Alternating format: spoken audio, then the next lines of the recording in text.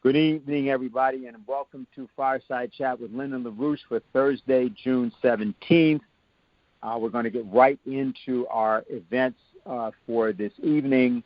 We are 9 days away from a conference that we're holding. It's the International Show Institute Conference for June 26th and 27th, entitled For the Common Good of All People, Not Rules Benefiting the Few.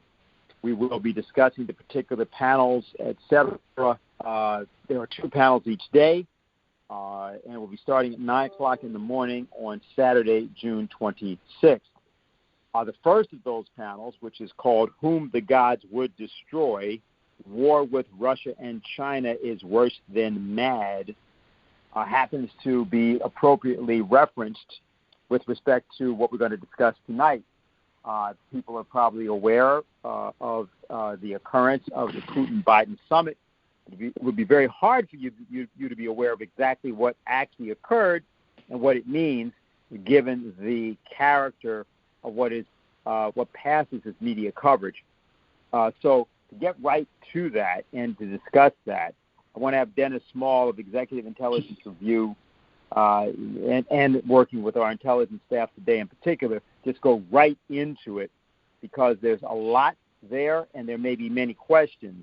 So we want to make sure to maximize the time for any discussion that's required, especially since we're hoping that what you're going to do is to do an outreach to everybody you know to get them galvanized to be on that panel 1 next Saturday, meaning 9 days from tonight, to hear for themselves from many people who will have a competent discussion of this process. So, Dennis, if you're there, please take the floor.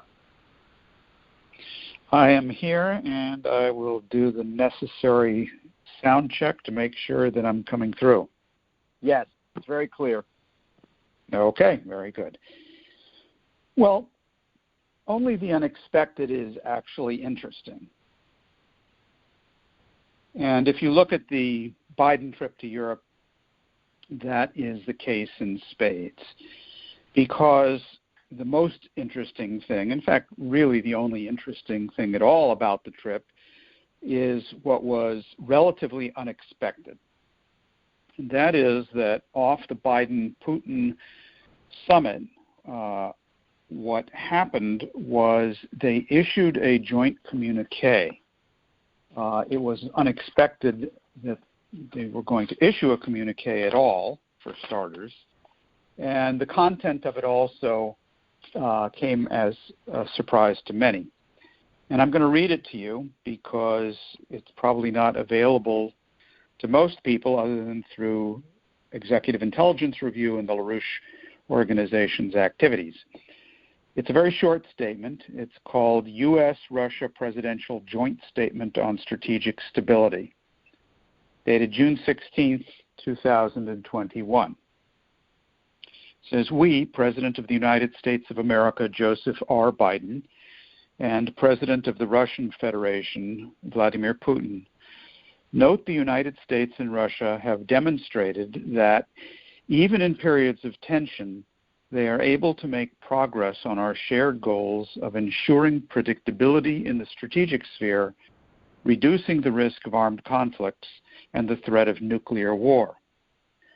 The recent extension of the New START Treaty exemplifies our commitment to nuclear arms control. Today, we reaffirm the principle that a nuclear war cannot be won and must never be fought. Consistent with these goals, the United States and Russia will embark together on an integrated bilateral strategic stability dialogue in the near future that will be deliberate and robust. Through this dialogue, we seek to lay the groundwork for future arms control and risk reduction measures. And that is the end of the statement. Now, the heart of the statement is that one sentence. Today we reaffirm the principle that a nuclear war cannot be won and must never be fought. The reason it's the heart of the statement is not that it's such a shocking statement. It's sort of self-evident and obvious. The only thing shocking is that it would need to be stated, but it absolutely did. And this is a statement, this exact phrase, that nuclear war cannot be won and must never be fought, was the famous statement that came from the 1985 summit between Ronald Reagan and Mikhail Gorbachev, then of the Soviet Union, who met in exactly the same place in Geneva, Switzerland, that Biden and Putin met. And at the time, which was at the height of the Cold War, this was an extremely important statement to state a principle, which is really a bare minimum for the survival of the species. It certainly is not sufficient, but it's a bare minimum for setting the floor below which we will not go to then move upwards. And I think it's important to note, just to keep the clear historical forces in play here and in very much in the forefront of your mind, that meeting, the Reagan-Gorbachev meeting back in 1985, occurred approximately a year and a half after Lyndon LaRouche had succeeded through months and years of intense activity organizing around an idea, the idea of the Strategic Defense Initiative, had succeeded in getting President Ronald Reagan to not only adopt that policy, but to announce it publicly in his famous March 23, 1983 speech, in which Reagan made an offer to the Soviets to work jointly on this project, which, as per LaRouche's design, would not only have stabilized the strategic situation, but would have introduced a revolution in economics on both sides of the divide, which would have radically transformed, perhaps permanently transformed, the entire world economic and financial situation. It was still that policy which was shaping Reagan's outlook going into that meeting and many of the things discussed. It was not, however, the adopted policy of the Soviet Union at the time, which had rejected LaRouche's design and proposal in a very dramatic way, and it ended up leading, as LaRouche forecast that it would, to the collapse of the Soviet Union. Now, that is sort of the background in everyone's mind, and the statement adoption in this meeting is indicative of what the actual policy discussion going on behind the scenes in fact is. Now, let me just, before going into that in more detail, let me say why that is the only interesting and actually unexpected part of the Biden trip, because the rest of his trip was an unmitigated disaster. Well, you could say mitigated with minor points here and there, but basically what happened is exactly what the British and the Wall Street establishment wanted Biden to do, which was first in the meeting with the British, with Boris Johnson, he reiterated and reestablished the special relationship between the United States and the UK, which of course has been the ring through the nose through which the British have led the United States around by the nose ever since the end of the war. After Roosevelt's death, they reestablished this special relationship, referring to the 1941 Atlantic Charter between Roosevelt and Churchill as their model, but that's a complete historical lie, because Roosevelt was opposed to any such special relationship with the British. That's not what the Atlantic Charter was, and Roosevelt's policy was best stated in his discussions with Churchill towards the end of the war, where he said, Winston, we did not fight this war so that the British could reestablish their empire. It's not going to happen. And it wouldn't have under Roosevelt, but it did under Truman. So that was number one, this British special relationship, punctuated by personal meeting between Biden and the Queen, which ranks right up there in repulsive meetings with the actually more repulsive meeting of Obama and the Queen of England. Second big meeting, the G7. What happened there was a total reiteration of the green policy, meaning the policy of radical global Malthusianism disguised as concern over climate change, but it's nothing but a policy of deindustrialization and depopulation and genocide. It was organized and targeted at the G7 meeting against Russia and China, and in particular, they launched a verbal storm against the Belt and Road Initiative, devising a supposed alternative to that, which is an alternative on paper only because there is no investment possible coming from the West in the real economy so long as the 1.7 quadrillion global speculative bubble is left intact, which is, of course, the premise of the entire British Washington establishment drive. So that was a pretty much of an unmitigated disaster. The only mitigated portion, I guess, is that the United States, by Biden's doing, had agreed to not pursue the sanctions around the Nord Stream 2 gas pipeline, which was targeted against Russia, but really targeted also against Europe, and because it totally would destroy the physical economy of Western Europe. In any event, that they backed off that. They did not apply those sanctions, and that was positive. The next big meeting was the NATO meeting. That, again, fortified the entire idea of a supranational deployed military force in the form of supranational government to impose supranational financial policies over the dead corpses of nation states east and west. And that's what they intended to do. But here there was a wrinkle, which had been in the works for a while. This was one of these wrinkles that was coming for a number of weeks, if not months. And that is that the Russians had drawn an absolute red line on the question of Ukraine joining NATO. Now, a red line means not that they will have fiery rhetoric. That's produced by different color lines. A red line means you have crossed into the threshold of strategic threats to our country, and we will respond. Just as Taiwan is a stated red line from the Chinese, Ukraine's joining NATO is a stated red line for the Russians. And Vladimir Putin, just 2 or 3 days before the summit with Biden, in a press interview on a Russian TV station, just to remind people in case they had forgotten, was asked what he thought about Ukraine possibly joining NATO. And he said, let's put it this way. If NATO missiles are placed in Ukraine by their joining NATO, those missiles will have a 7 to 8 minute flight time to Russia. Now, for us to adequately defend ourselves, we would have to place Russian missiles in Canada and in Mexico. So what do you think? Do you think Ukraine joining NATO is our red line? So it couldn't have been much clearer than that.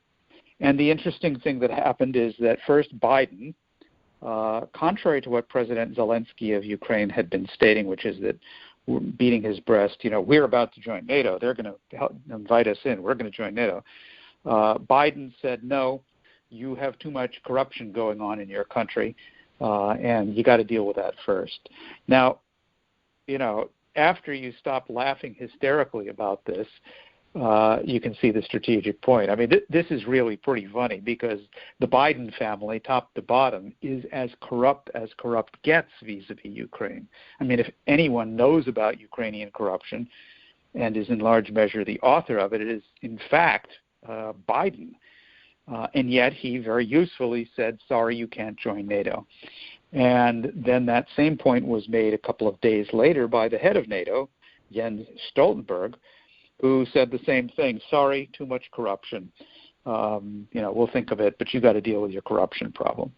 Now, so this is important. They didn't say, no, this is a red line for the Russians and therefore you can't do it. But they did take due note of the point that the Russians had made on this, and at least for the moment, stepped back from that. Then came the meeting between Biden and Putin. The important thing to be said is that this was a very small step forward, this statement that I read to you, and the announcement that they would form working groups under the State Department and the Foreign Ministry of Russia to just start talking about these problems. Now, that doesn't sound like a very big deal, and it isn't, except it was a step away from the brink, because we were at the very brink of an all-out nuclear confrontation with Russia and China, and in one sense we still are, because the cause of the problem was not statements like this one, good or bad, but the underlying financial breakdown crisis of the entire transatlantic sector, which, as Lyndon LaRouche has pointed out over and over and over again, is the driving force towards war. That is the problem. And unless you address that underlying issue, then you will continue to have a renewed drive towards war. And this is a point that Lyndon LaRouche made most emphatically in a very important document that I will only reference for you, but I urge you to read. It is a document that Lyndon wrote in March 1984, 1 year after he succeeded in getting Reagan to adopt the SDI. LaRouche wrote something called the LaRouche Doctrine, Draft Memorandum of Agreement between the United States and the USSR. Remember, it was the Soviet Union. And he lays out the basis for such a durable peace, an actual durable peace between the superpowers, which he locates in the economic development of the third world, of the developing sector, and the advanced technological cooperation between the United States and the then Soviet Union, especially around the question of space. In other words, his SDI proposal. So the discussion at this meeting between the two presidents was cordial, constructive. They both said that. And the details are really not significant because there is so much that has to be done now, because this is just the very, very beginning. But there's a broader point which I want to turn to now, which is how do things like this happen? How do changes of this sort come about? And it is that very unique location, which is not a physical location, but it's a domain in political grand strategy where ideas and underlying physical economic reality intersect. And yes, there is a place where ideas, something which are not material, and physical economic reality, which is very material indeed, do intersect. It's what LaRouche frequently referred to as the complex domain. It's a location that you will not find on a map, but it is the most crucial and important domain in which strategy and history is actually made. That's why I referred in part to the SDI discussion and what LaRouche did in that period and that 1985 Reagan-Gorbachev meeting. But I think that you'll see the same point if I just briefly review for you a few highlights of what actually happened over the last month leading into this summit meeting, where the crucial statement was made and agreed on that a nuclear war cannot be won and must never be fought. Let me begin by referring to a June 7th statement issued by the European Leadership Network. And they published a statement by the Euro-Atlantic Security Leadership Group. And it talks about the dangers facing humanity of an escalation or miscalculation leading to nuclear use. Parenthetically, if you're a subscriber to the EIR Alert Service, you were informed about this the next day on June 8th. If you're not, I'm positive you didn't know anything about this. And yet this was decisive because these leaders, and I'll tell you in a moment who was there, made a statement in which they said, we must take steps for managing instability and building mutual security. And they lay out 8 steps, and they say that the first one is we must reaffirm, quote, that a nuclear war cannot be won and must never be fought, as Reagan and Gorbachev said in the late 1980s. So this group was stating that then in the beginning of June. Now, who are the people in this group? Among others, it is Wolfgang Ischinger, the chairman of the Munich Security Conference Foundation in Germany, very important fellow in the realist faction of people who know you simply can't go to war with Russia or China unless you're prepared to kiss the human species goodbye. Another very important figure in this is former Foreign Minister of Russia, Igor Ivanov, who is also currently the president of the Russian International Affairs Council. And I'll tell you a few things of what he said a little bit later. It included Sam Nunn, former U.S. Senator, well known also for being in this realist group. It included General Philip Breedlove, U.S. Admiral James Stavridis, former commander of NATO, many people who would not be on your hit parade of good people in the world, but perhaps realists is a better description. It also included, very interestingly, from the Russian side, in addition to Igor Ivanov, a gentleman by the name of Andrei Kortunov, who is the Director General of the Russian International Affairs Council. Now, as for Ivanov, what he said back on June 1st, before this statement was issued, was, by all accounts, the world is already at war. Call it what you want, psychological warfare, information warfare, ideological warfare, hybrid warfare, or any other name you care to come up with. The label itself is not important, while the increasingly real risk of military confrontation is. Today, there is no single country in the world that is capable of winning a regional confrontation, let alone a global war. It would be a global catastrophe much the same as a dangerous infectious disease. And he said practically all the safety mechanisms have been destroyed over the recent period. And he said what has to be done is President Putin's call for a P5 summit needs to be done before we reach the point of no return. And we have to hold international negotiations around this. So that's what Ivanov said. Another very important statement in late May, prior to this meeting, came from a meeting that was held to plan the summit between Jake Sullivan, the head of the National Security Agency and participant in the summit, and his Russian counterpart, Nikolai Patrushev, who met in Geneva to work out the agenda, and they both came out saying that the meeting was constructive, positive, and so on. So there was an indication, and may indicate one of the voices around Biden, that is at least reasonable. But I don't want to forget to mention the case of Andrei Kortunov, who is one of the people who is a member of this Euro-Atlantic dialogue, and he also is known to some of you as one of the featured speakers at the September 5th, 2020 Schiller Institute conference, exactly of the sort which we will be having 9 days from now, as Dennis Speed was mentioning a moment ago. Kortunov, along with Helga, was among the featured speakers at that conference, and these exact policies were discussed. So one necessarily must ask the question, how is it and what is the domain in which ideas intersect a collapsing real situation and become a force of history? Ideas aren't a force of history just in themselves, not any old idea. You have to operate the way LaRouche always indicated in that complex domain so that you know exactly how the creation of certain policy ideas and programmatic ideas intersect a requirement that people have, whether they themselves know it or not.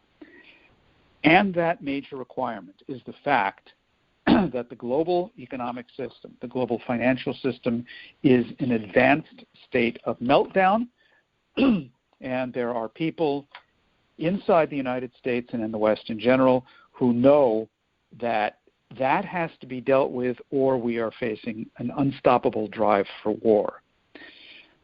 I would point to the recognition of this factor on the Chinese side in a dramatic way in an editorial in China's Global Times, which on June 9th stated that the problem with the policies of the Washington establishment is, quote, far from being in a confrontation with China, they are in a confrontation with the times and with the common interests of the human race, including the American people. Now, that's absolutely true. And the form that this takes in particular is that we are facing a hyperinflationary blowout of the world financial system, primarily because of the hyperinflation of financial aggregates. Oh yeah, prices in the supermarket too, but that's a second billing. The key thing is the hyperinflation of the financial assets, i.e. this bubble which is out of control, and the blowout which is occurring. Now, some people are turning to completely crazy ideas to deal with this, like the Bitcoin idea, which, by the way, is nothing but refurbished Milton Friedman, who, like the Bitcoin people, said you just need to increase the money supply at a fixed rate, and you should do it by a computer, he said.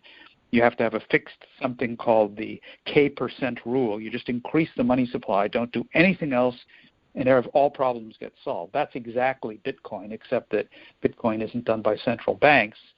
It picks up where Friedman left off and where the Mont Pelerin Society and von Hayek picked up, which is the completely wacko idea, anti-American idea, that currency should be issued by private interests, and that's what Bitcoin is. Well, Bitcoin, it so happens to mine Bitcoin, which really has nothing to do with mining. It's just solving complex mathematical puzzles, which are completely pointless, with enormous amounts of computing power, which takes huge amounts of energy for the computers. That's how you get awarded Bitcoin.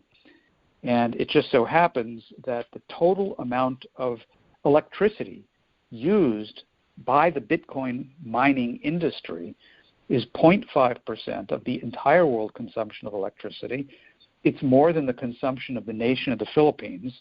And our estimate is that using that electricity as it should be in the physical economy, that's more than 10% of what you would need to electrify every single hospital that we must build in the world everywhere to deal with this problem of this pandemic. So there you have a situation where reality comes crashing into the domain of the ideas that are needed. The question of building a world health system, of addressing this pandemic, a crisis which people are not going to be able to ignore even if they wish to do so, that requires the kinds of changes of the economy and of our monetary and financial crisis that will only come by totally reorganizing the global financial system. We will have to take up the proposal of Putin for a P5 meeting at the United Nations, which Helga Zepp-LaRouche has endorsed. We will have to take up LaRouche's policies of the total bankruptcy reorganization of the financial system if we are to survive, and we will have to take up the cooperation in advanced technologies of countries like the United States, Russia, and China in areas such as space and on health if the planet is in fact going to survive. So this week's developments in Geneva produced two results. One, a very small one, which is a step back from the brink, but perhaps the bigger result and the more significant one is that it opened up the pathway to actually act in that domain where required ideas, the ideas of Lyndon LaRouche, intersect the urgently needed changes of the global situation. And that's how I would characterize our strategic situation today.